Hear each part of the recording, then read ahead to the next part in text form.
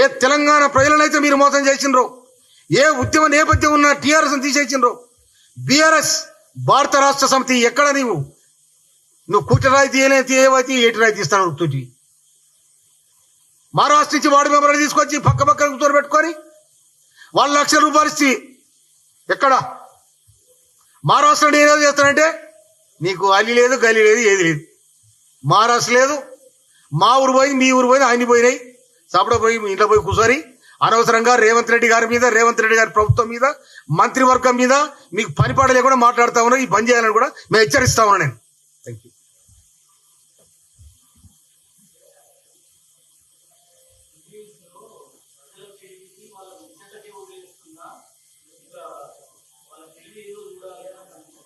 ఎవరు? ఈయన తెలివిటే కదా, ఈయన తెలివిటే కదా. ప్రజల తెలివిని శంకించే, ప్రజల జ్ఞానాన్ని లెక్కగట్టే దమ్ము వెనకెక్కడదా? అంత జ్ఞానం వెనకెక్కడిది?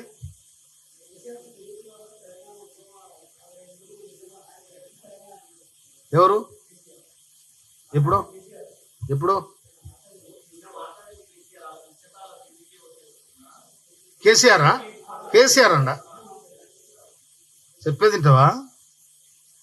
తెలంగాణ ఉద్యమం కేసీఆర్ పుట్టించింది కాదు. ఇది తెలంగాణ ఉద్యమం కేసీఆర్ పుట్టించింది కాదు.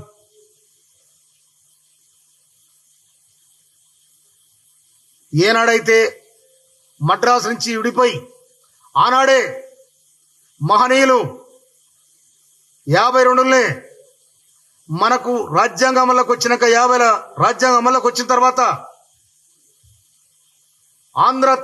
ఆంధ్ర మద్రాస్ విడిపోయినప్పుడు ఆంధ్రలో ఎట్లా తెలంగాణ కలుపుకునే సందర్భంలో వీళ్లకు మహారాష్ట్ర సంస్కృతి ఉంది, తమిళనాడు సంస్కృతి ఉంది.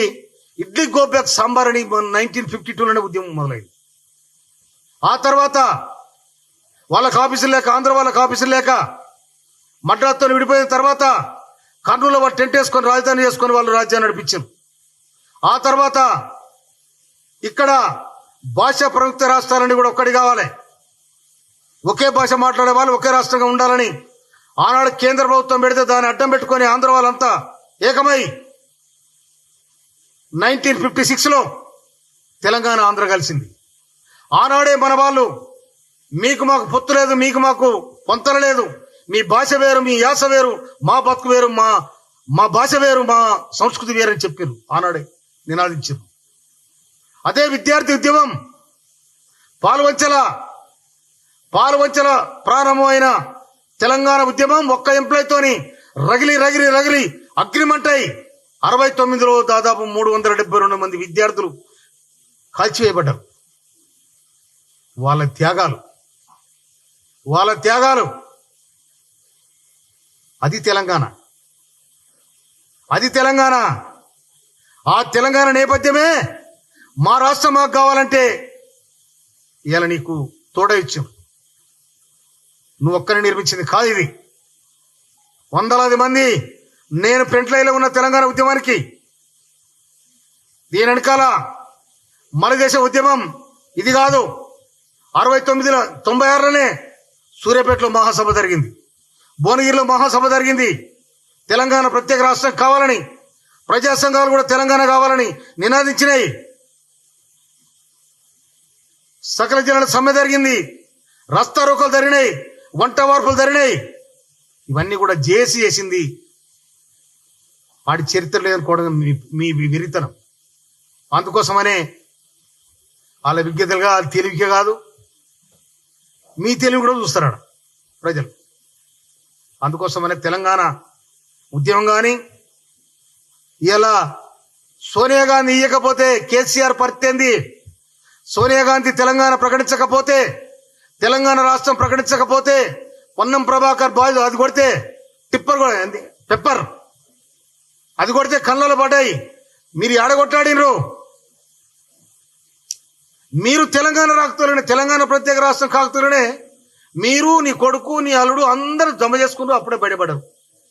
ఒకడేమో పోయి 14 స్టూడియో ఎక్కుతాడు, ఒకడేమో లగడపాటి దగ్గర పోతారు. మేము మాలటలో ఎండి పైసలు లేక బస్సుల ఛార్జీలు లేక నడుచుకుంటా ఉద్యోగానికి వచ్చిన మేము. త్యాగం మాది, కష్టం మాది.